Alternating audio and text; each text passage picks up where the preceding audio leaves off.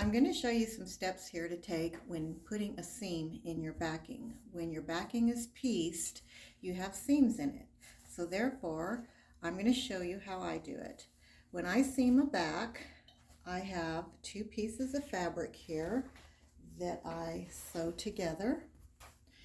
And I usually try to put, if at all possible, put my selvage edges together. So I have two selvage edges here together.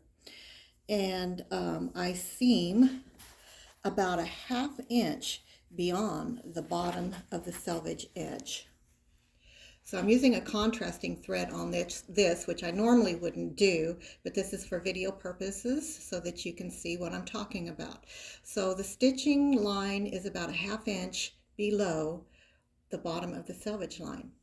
And the reason for that is because anytime you put selvages in a quilt on the backing, you need to cut those selvages off because the selvage is woven a lot tighter. It's not the same weave that's in the rest of the quilt, the rest of the backing. So you want to make it all the same. So please, please always cut your selvage off. So now I'm going to show you how to do that. Now we've got it seamed. So now I'm just going to take and smooth this out, make sure it's laying nice and flat. Then I'm going to take the 1/2 inch mark on my ruler, and I'm sorry, the 1/4 inch mark on my ruler, and I'm going to lay it right on the seam.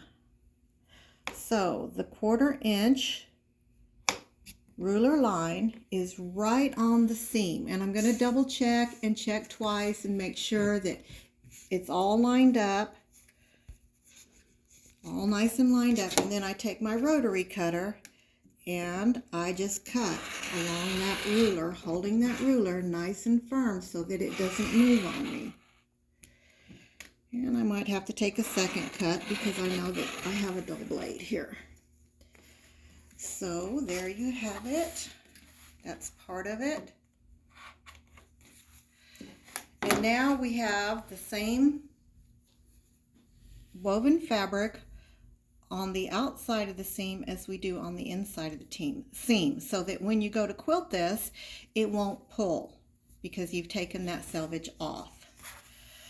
So that's how you take care of a seam when it has selvage edges for your backing.